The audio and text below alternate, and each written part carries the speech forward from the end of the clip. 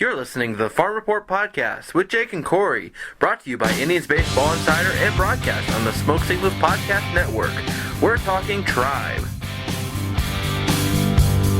Listen, let's play ball. Shoot now, wild.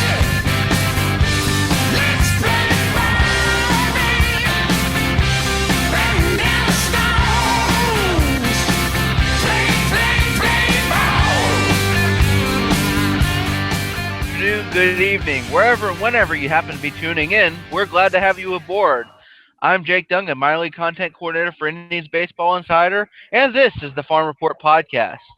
Joined as always by Mahoning Valley Scrappers beat writer for IBI, Corey Christen. Corey, how's it going? Jake, I'm doing all right, man. Good to be here after another week and another call-up, and I'm excited to get into that, of course, celebrating Ryan Merritt getting the call to the show. Exciting time for Tribe fans. You know, Clevenger last week, now with Merritt. So two young arms getting the call, and I'm excited to see what they can do in Cleveland. Good to be here, Jake. Thanks.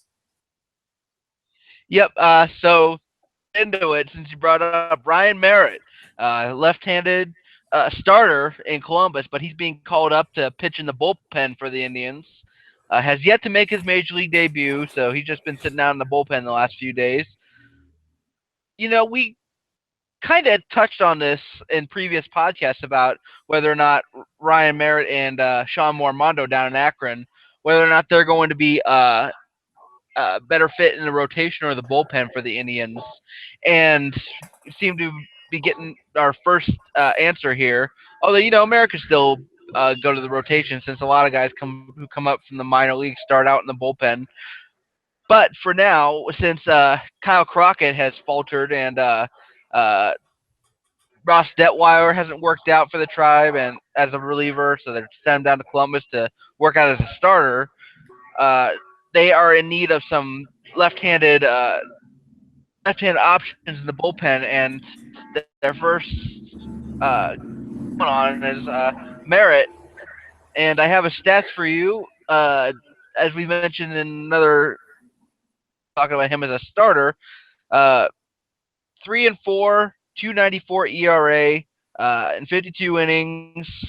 He has 37 strikeouts, only walked 8, giving up 48 hits, 0.077 WHIP, only giving up 8.3 hits per 9 innings. Not giving up home runs, only has 4 on the year. Has 6.4 strikeout per 9. I'm going to pull up his splits, but Corey, what do you think about Ryan Merritt, and what do you think about the Indians' major league situation in the bullpen as far as left-handers go? Well, I mean, besides Merritt, and you mentioned Crockett, what really is there? So for a team that's as right-hand heavy as the Indians is, this just might be what they need. And TJ House hasn't exactly panned out so far. And another guy you mentioned earlier, Sean Mormondo, he's not quite ready yet, although he's pitching pretty well in Akron right now, to say the very least. So I think for Merritt, it's just a token of, hey, he's worked his tail off. He's gone throughout the ranks of the system. He's shown up. He's put the work in. And as far as his stuff is concerned, I mean, why not him? Right now, 37 strikeouts compared to 8 walks, 108 whip. So he's got the swing and miss stuff. He doesn't pitch to contact too often, although when hitters do make contact, you know, he does a good job of limiting damage. That sub-3 ERA, yeah, 3-4 record, but, you know, wins and losses, what is that nowadays with all these and all of that? So, I mean, besides TJ House, who really hasn't, you know, he's at 3-2. His ERA is floating around 5, and he's thrown 24 less innings than Merritt has this season, and he's had one more start than Merritt. So Merritt's been efficient. He's been good. He's gotten hitters out. And as far as like the scouting report goes and what he has, you know, he's not going to throw high 90s, but he can reach back and get you in the mid 90s.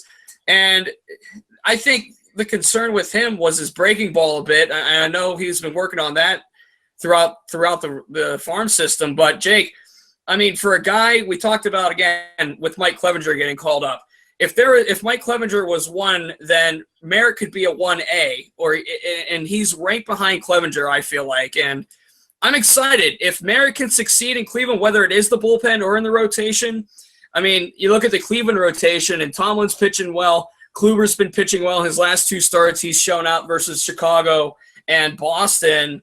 But, with Carlos Carrasco coming back soon, this just adds more fuel to the fire, I think. And him in the bullpen, I think that get a shot as a starter. Although,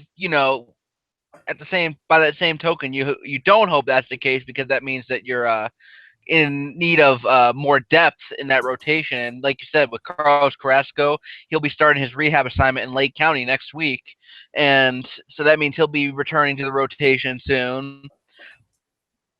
If we're going to get a look at him, I think right now the bullpen is the best spot, and with the lack of lefties and the Indians having the bullpen, this might be the best option. I mean, I got his Merritt splits right now. This season, he's holding left-handed batters to a 239 average versus a 260 average against right-handed batters. So, I mean, he struck out more righties than lefties, but he still struck out 16 and 67 at bat. So, still not I think that a left-handed standpoint in the bullpen, I think the Indians, this might be one of the better options, if not the only option that the Indians have right now internally to fill that role. So we'll see if and when Merritt gets that shot. He might be the odd man out when Carrasco comes back. Never get to see any live game action. We don't know, but Chamberlain goes down, and he's the guy who's called up to fill a spot, and we'll probably see him at some point.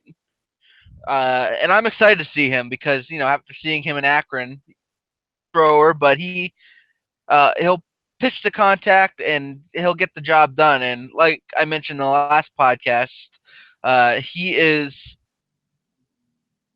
reverting back to the approach that he had and the success that he had a couple years ago when he was the Indian League Pitcher of the Year. So that success and that hard work he's put in is finally paying off, and I'm happy for him. Oh, definitely. Like I said, if there's a guy, if there's a Clevenger, then there's a Merritt. I think they're both very deserving, both very deserving guys. Of course, we saw Clevenger as a starter. We'll see Merritt in the bullpen. I think that's a nice luxury to have, that lefty, And of course, the one guy that comes to my mind when I think of lefties, and unfortunately he's not in Cleveland anymore, but if you remember Tony Sipp, and he's doing things now out in Houston as a lefty. So they turned to him last year late in the season, in the late innings when they needed a situational out. If there's a lefty batter, you put your lefty reliever in. And he comes in there and he gets that out recorded, and that's what you need. You need a guy that can do that. And Ryan Merritt, yeah, he did well as a starter in Columbus, but the transition to the bullpen at the major league level is going to be one that it's just another stepping stone for him, I think. Like we said, former minor league pitcher of the year. He's worked through every level of the system. He's worked his tail off to get to this point. He's very deserving of it, and I think the bullpen role for him will just be a new challenge. Yeah, so going to the other end of the spectrum, although Merritt was called up to replace Jabba Chamberlain in the bullpen, the guy who he's really replacing is Kyle Crockett, who was sent back down to Columbus just a few days ago, and he just was not getting the job done in Cleveland. So far, in 11 appearances, given up 6 runs on 7 hits in 3 2/3 innings. Only struck out 4, walked 2, so he's got a 14.73 ERA with the Tribe this season, and he hasn't been pitching much better for Columbus. I mean, not 14.73 ERA bad, but 4.50 ERA in Columbus in 7 games, 8 innings, giving up 4 runs on 7 hits, struck out 3, walked 2.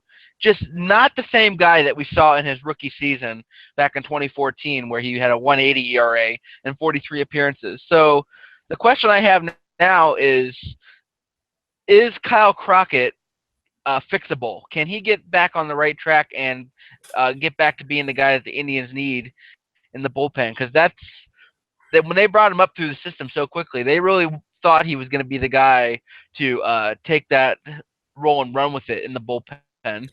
I mean, I almost feel like any pitcher at his age could be fixable. And yeah, 4 runs allowed in 8 innings pitched down in Columbus. He really hasn't been effective all season. And could it be an issue with mechanics? And this could all – it's not going to be solved in one film study, but I feel like a film study session or two with some bullpen work, it could be a solution for him. Maybe it's reps. I'm not sure exactly what it is, and it's not a case of, well, he lost velocity on this pitch or he's lost the ability to throw this pitch in all totality, but he just hasn't been effective. It's just a matter of, I feel like it's mechanics at this point, and if there's, I don't think he's unfixable by any means, but if there's something that is going to be fixed, you have to start there and look at that. Yeah, and, things weren't much better for him last year either. 29 appearances in Columbus last year, 2015. He had a 5.97 ERA in 28 2/3 innings. So, and then in Cleveland, he had a 4.08 ERA. So, yeah, definitely a far cry from where he was. Because I remember when he came up through the system, he was drafted in 2013, came up very quickly, started this season, 2014 season, in Double-A as Akron's closer, and he an argument that he shouldn't have even been to Double-A. He probably could have gone straight to Columbus or maybe even to Cleveland. Who knows? He was pitching that well, and that obviously translated at the major league level for the Indians back in 2014. So I would like him to get back to that point because he has that. He has a unique delivery that can create deception, but by that same token, maybe that kind of mechanics are throwing him off, and maybe it's harder to fix because they're less traditional and less orthodox than most pitchers. He's kind of got that side wind up and delivery. So maybe that's throwing him off. But I agree with you though. I can't pinpoint exactly what's wrong with him when I watch him, other than he's just not pitching well. Yeah, I mean, the way I look at it, like I said, he's only 24 years old. He's not unfixable by any means. A former 4th-round pick. The kid's got skill. It's just a matter of, I think, right now figuring it out.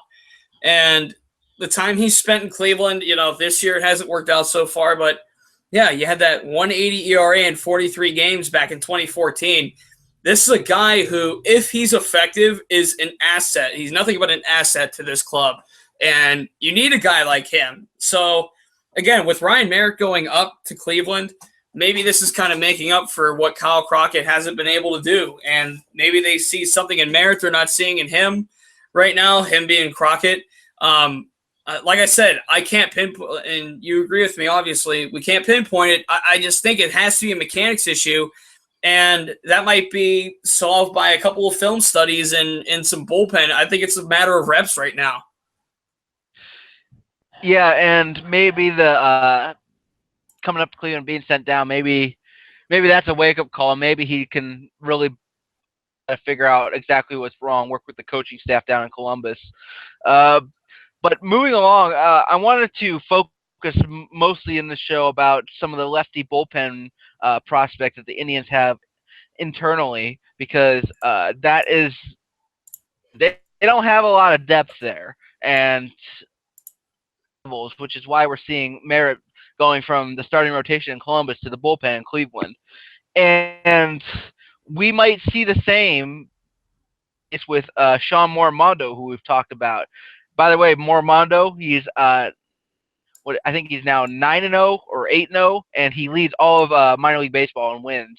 So, and has a sub-2 ERA, so he's pitching very well for Akron out of the rotation. But there's been talk and speculation of him possibly moving to the bullpen. He's kind of a power arm guy, not insanely powerful, like throwing 100 miles an hour. But yeah, he can get up there 94, maybe 95 if he needs to. But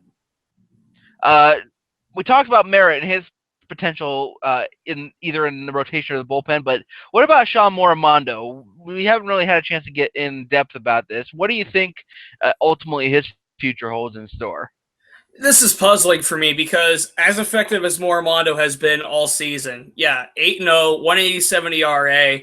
He started 9 games, but he's only thrown 53 innings, so less than 6 innings per start. You would think for a guy who's 8-0 with that ERA that he'd be throwing, 6, close to 7 innings per start. The whip at 109, it's dominant. 37 strikeouts to 22 walks. So you'd like to see that walks number down. That's another concern for me, at least. Not that he's wild by any means. It's just sometimes he, for a lack of a better term, tries to reach back too much a little bit. We talk about he's not a fireball arm by any means, but he does try to reach back for it a little bit. And sometimes he gets ahead of himself. And, when you're a guy like that, if you're effective early, that's a sign that, hitters aren't going to figure you out that quickly, and your stuff is on point early on. And the longevity as a starter, again, 53 innings in 9 games and 9 starts, so less than 6 innings per start. You'd like to see that number up. If you have the starting pitcher longevity, it might make sense for him to go back to the bullpen. And I wouldn't do it now. I let him try to work it out as a starter because with the numbers he is putting up now and with what all the scouting reports are rating on him, he has the ability to become a starting pitcher in the major league level as a lefty. I do believe that, but I'm not ruling out the opportunity for him to go back to the bullpen either, just because the lack of innings pitched per start. Yeah, and I see more of that as the season has gone on. I was hoping he would kind of be able to extend those innings out a little more, but I think it's not so much the walks. I mean, although that is a concern, but he's throwing so many pitches per at bat. It's becoming his pitch count is elevating so much by the time he gets to the 5th inning. He's already at 90 pitches by the 5th inning or the 6th inning. So that's what I think is limiting his primarily. But looking at his splits this year versus left-handers, his ERA is 106, 140, $1.40 against him. The right-handers are still dominant too, but higher at 225 and 219 respectively. I wonder if that might be the case too, where he ends up in the bullpen at some point. But yeah, I agree with you. I wouldn't do it now because he's in Double-A. He'll probably be in Triple-A before too long. I would say sometime next month he probably will wind up in Columbus. But yeah, for the time being, let him be a starter. But it's something to think about moving him to the bullpen. And if the Indians still need that lefty in the bullpen, if they don't go out and get a veteran guy, or Ryan Merritt doesn't quite pan out, or Kyle Crockett doesn't turn things around, that'll be something I'm sure that they'll consider when the time comes. For sure, and I don't think there's a rush for Moramondo to get to Cleveland. I'd like to see him spend time in AAA, and I'd like to see him spend time as a starter, both in Akron still continuing that, because he's had success. Again, he's undefeated. What more can you say? That's what you want from your starter. If you told me a starter that goes undefeated has problems, then there must be some big-time problems. So that's not really the concern. The concern is the longevity, and you mentioned the high pitch counts. And, we talked to Dave Wallace a couple weeks ago on this podcast, and Wally had nothing but great things to say about Moramondo and the work ethic he puts in, both on start days and non-start days. And any guy that can get that kind of praise is a guy that you want in your staff. So, yeah, I wouldn't push him to the bullpen yet. Maybe in AAA if there's an opportunity to do that, whether it's later this season or next season. And ultimately, if he gets to Cleveland, it could be another Ryan Merritt scenario where, yes, he has the ability to start games, but he might be more effective out of the bullpen. And I'm sure more Armando. I'm sure that's. I don't know if he's thinking about that, but I'm sure that's been an issue that's been discussed. I'm not going to say throughout his career, but I think that's crossed his mind. It could have, and it kind of is what it is with him. We know what kind of stuff he has. We know what he can do on the mound. It's just a matter of, is he going to do it innings 1 through 6 or innings 6 through 8? Yeah, and I agree with you. There's no rush for Armando because, people might look at his profile and see that he's been at Double-A for 3 years. But you got to keep in mind, he's only 23 years old, so he came up pretty young. So there really is no rush and really no urgency right now for him to push forward. Indians, I'm sure, I'm going to let him develop at his own pace. But since we're talking about converting starters to relievers. We're talking about Kyle Crockett possibly having trouble figuring things out and whether or not his future is secure in Cleveland. So fans might be asking, the next legitimate left-handed pitching prospect that the Indians have in the system. And unfortunately, there are none at the upper levels, Akron and Columbus. The only other left-handed option is Nick Mirande, who was just sent down to Akron. So I don't think we'll be seeing him in Cleveland anytime soon. He was sent down to Akron from Columbus earlier in the week.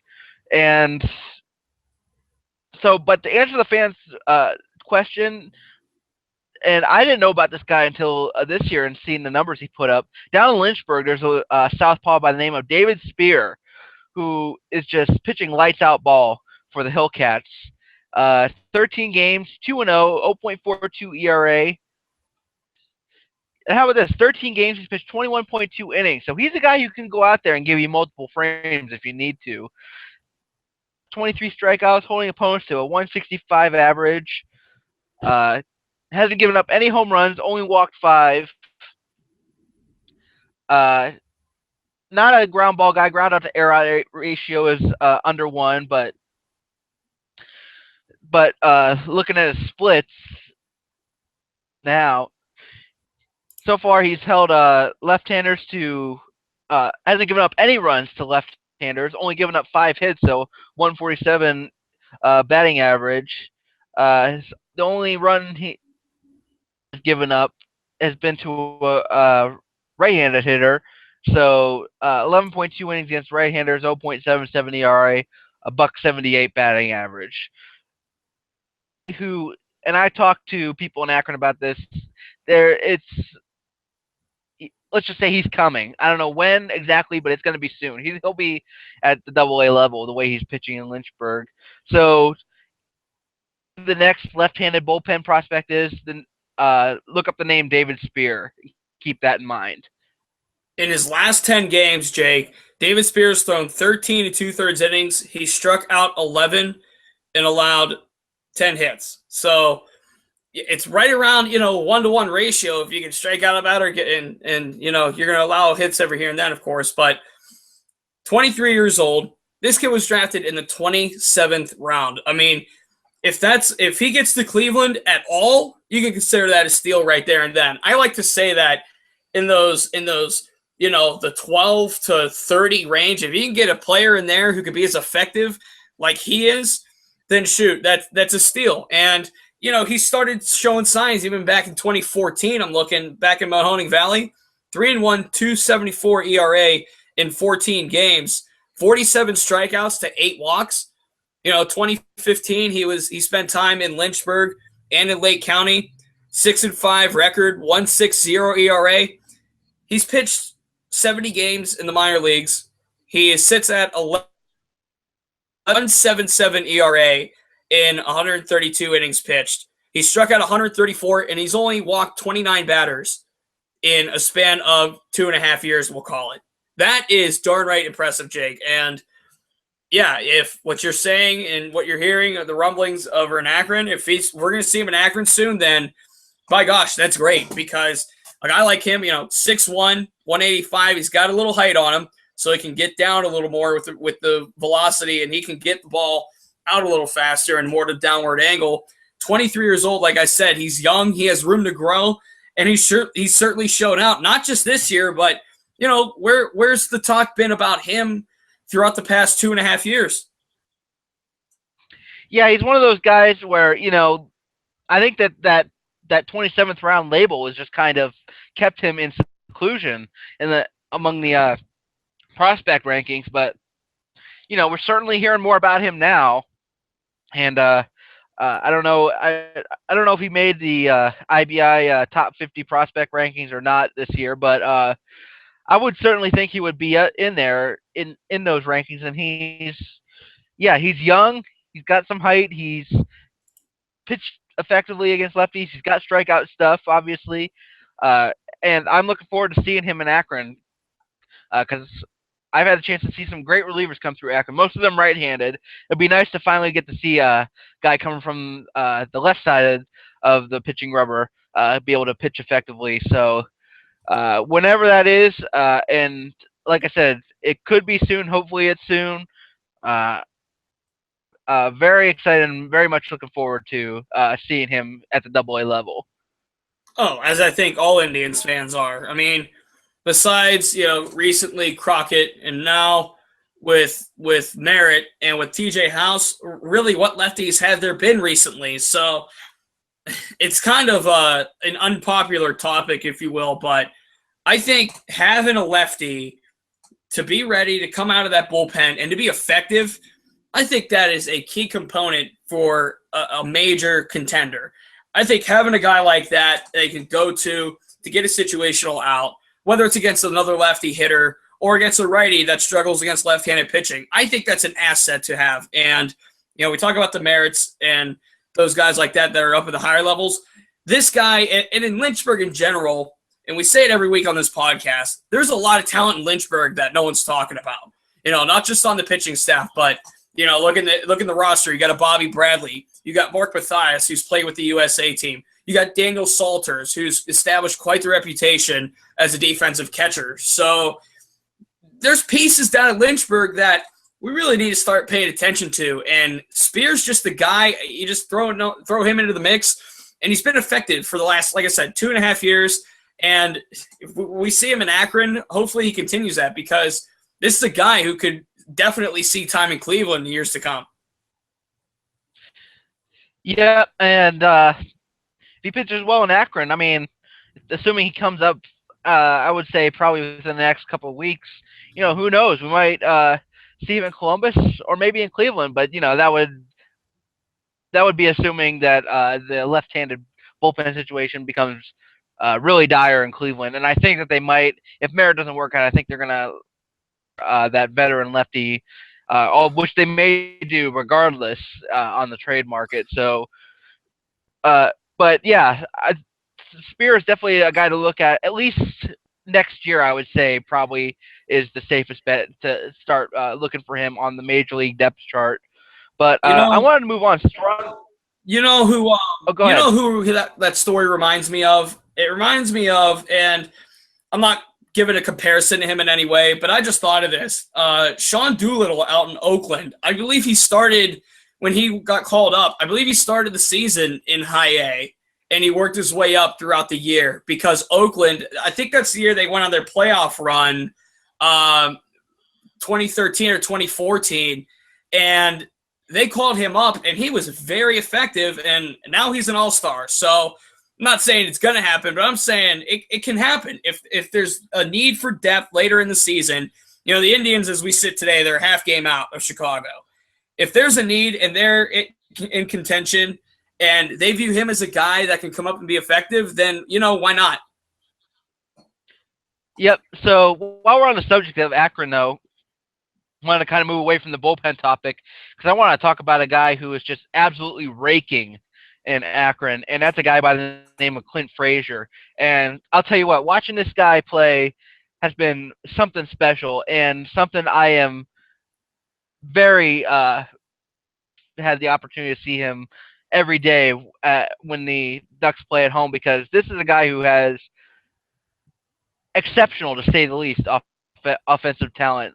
And I've heard much of the same from coaches and from other analysts, and former players, you name it, they all have high praise for this kid.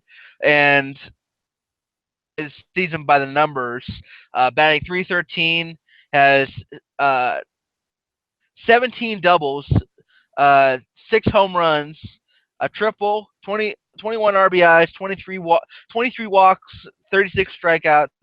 He has 6 stolen bases, been caught once, OBP of 400, and OPS of 944. I tell you what, and I've been looking at when I wrote this week's Rubber Ducks notebook. I was looking at some of the numbers that he's put up in this year compared to past years. The thing that's impressed me, aside from the 17 doubles in 41 games, he has really cut down on the strikeouts. He's starting to even out the strikeout to walk ratio a little bit. You know, I think he's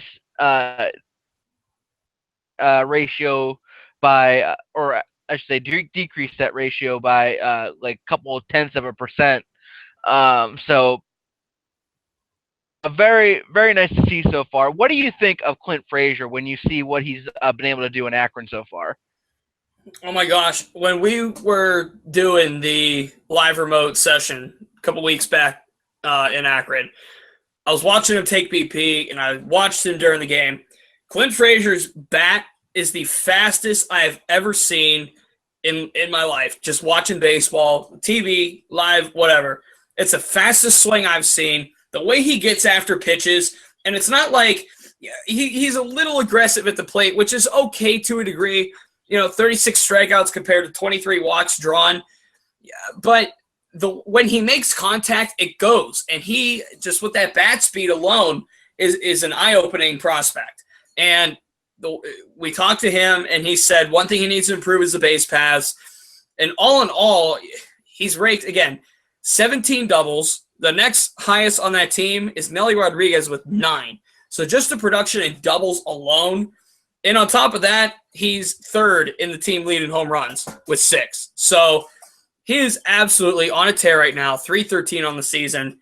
And it's getting to that point where, we talk about the life of Bradley Zimmer in the minor league system and how he's so sought out as a prospect. Clint Frazier's name has been on the tip of Tribe fans' tongue since he got drafted. And there was hype surrounding him coming out of high school. But this is a guy who we can start saying, okay, when are we going to see him in Columbus? Is it going to be later this year? Or is the Indian system saying, now let's let him stew in Double-A, and then next year he starts at Columbus, and then they go from there? But he's certainly cementing himself. We talk with prospect rankings, and if you want to put Zimmer and then Aiken, or you want to put Clevenger, you have that top 5 in your mind. Frazier, if he's not at least in your top 5, then there's something wrong with you. But if he's in your top 3, I think you could push him out in those top 2. I mean, he's easily a top 3 prospect in this system. And there's not enough to say about him. You can say what you want about him, but numbers show it. He shows it every day on the field. Just watch him. He's a go-getter. He gets out there. He hustles his butt off. You can't say enough about this kid, man. Yeah, and the biggest thing that I take away from him is he does not he's very passionate about what he does. He enjoys what he does. He tries to go out and do the best job he can. I mean, it sounds kind of cliche about we say about a lot of guys, but when you watch him, you understand that until you come and watch him play every day and watch the way he plays every day. He is all out trying to do the best job he can and doing everything he possibly can with each at bat, each play, each steal, each he'll on the base pass when he runs, very aggressive running, and the numbers certainly bode that out. And he's got that kind of talent and the kind of mentality, I think, to really be able to succeed. And I think that it goes kind of against the Indians' philosophy, the way they kind of handled Lindor, bringing him up very slowly, letting him develop each level. But the way he's raking in Akron, and believe it or not, he did have a little bit of a slow period. Probably towards the end of April, early May, he had a little bit of a down period, but then he was able to shake that off and get right back to raking again. So there was a little bit of that adjustment for Frazier at Double A level. If you're wondering if and when that was going to come, he's already gone through it, and I don't know if you would consider that the major adjustment that most players go through in Double A, but it was an adjustment, and he's gone through it and passed with flying colors. So I think that he's a guy who we maybe could see in Columbus at some point. It all depends on if the Indians are going to be aggressive with him and move him along, because if he continues to put up numbers like this in Akron, I don't know how much left he has to prove at that level. Move him to Columbus, and if he does move to Columbus, say like around the All-Star break, maybe you start to hear rumblings of him possibly coming to Cleveland as a September call-up. I don't know, but it's been fun to watch as long as he's been in Akron. Jake, on a hot take perspective, when we talk about Frazier and Zimmer, the two children, if you will, in the Indians farm system, would you cement Frazier ahead of Zimmer as far as a prospect is concerned, or do you still think Zimmer is ahead of Frazier? I think in the Indians' minds, Frazier or Zimmer might still be a little bit ahead of Frazier, but that might be just because he's had more time at Double A. But as far as performance, I think there is almost no doubt in my mind right now that Frazier has pulled ahead of Zimmer in development, because Zimmer, he's starting to play better. He's starting to draw more walks, not striking out. Still striking out, but not quite as much as he did before. The strikeout to walk ratio over his last dozen games or so has been more even. He almost hit for the cycle the other night. Go through a longer adjustment process, and it's been something that's had to had kind of held him back. You know, he's only batting like 230 something so far this season, and I mean, you can still see the talent is there. When he's making contact, he's making it count, and draw more walks. He's playing great defense in the outfield, also doing some things on the base pass. But the entire package right now, Frazier and what he's done so far this year on the field, in the batter's box, whatever, compared to Zimmer, I think that Frazier has pulled ahead of Zimmer. Not by much, because Zimmer still has that talent, but I think he is ahead, and we might see him move up before Zimmer, because Zimmer's still going through that adjustment process. I just think it's fascinating. I think those two guys and what they bring to the table, and they're not exactly, the same player. They're two different players. I just think what those two bring to the table, and if you live in Northeast Ohio and Akron is not a ridiculous drive for you, spend those whatever $7 or whatever on a ticket and go watch these two kids play, because you're going to like what you see. I'll leave it at that. Absolutely. So, well, we're going to go ahead and wrap things up. One last note, though. Indians promoted Ben Heller from Akron to Columbus. He was Heller was the closer for Akron this year, and if you follow me on Twitter, and I'm on this on the show too at some point, I have just been raving about his stuff.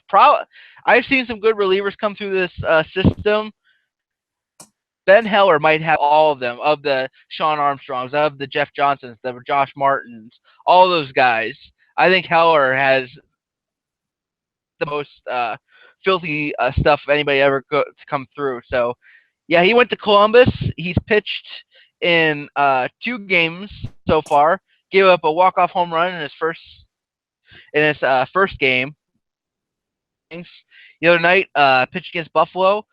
Pitched inning and a third of shutout ball, struck out 2, gave up a couple of hits, but so far in the season in Akron, had an 0.55 ERA, 23 strikeouts in 16 and a third innings, only gave up 1 run on 3 hits. So excited for Heller, get to see him in Columbus. Selfishly, I'm sad he's gone, because I loved watching him pitch, but hopefully we'll see him again in Cleveland. And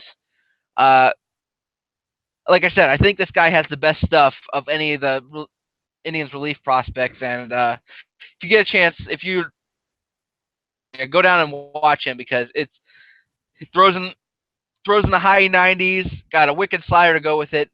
Definitely a treat to watch. For sure. Yeah, excited to see him up there. He's well deserving of it. We talked about last year in Akron, Jeff Johnson's dominance, and Ben Heller followed him right in his footsteps. So excited to see Heller in Columbus for sure. I think he'll be effective. Let that home run that welcome to AAA, right? Here's a walk-off home run. So excited for him. And anytime prospect gets called up to the next level, it's exciting for us. Absolutely. So that's going to do it for us today. We covered a lot of ground, wanted to focus mainly on the bullpen, and got to everything we want to talk about. Congrats again to Ryan Merritt on getting the call to Cleveland. See him in a game sometime, see what he's made of, see if he can handle it this level. Definitely another exciting addition to the team from the Indians farm system, and hopefully the first of many that we'll see at some point this season, because there are a lot of guys working their way up and getting close to that major league call up. Corey, any final thoughts? My final thought is, again, if you live in Northeast Ohio, or you live near Akron, or you live near Lake County, please go see them play and learn what we're talking about, because if you're an Indians fan, if you're, even if you're a fan of the Ducks or the Captains, or if you live down in Virginia and you want to go see Lynchburg, go watch them, because this is the future of your Indians. And some of these guys, again, we're talking about some of these guys because of what they're doing, but there's other players that we're not even beginning to talk about yet, because maybe they haven't performed well, or maybe they're just not the talk of the town per se. But my final thought, honestly, go see the Ducks, go see the Captains, go see Lynchburg, and then when Mahoning Valley starts, go watch your rookies play down in Mahoning Valley.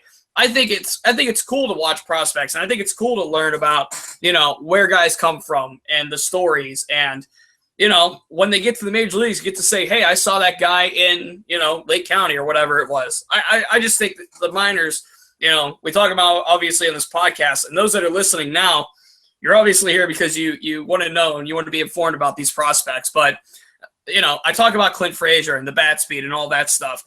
Go watch him play and go see what we're talking about, because this is just from our perspective. But once you gain a perspective on these prospects, then that's when you get more invested as a fan, and it's really cool. And Canal Park and Akron does a great job. They all do great jobs. All the systems ballparks. It's a good experience to go see them.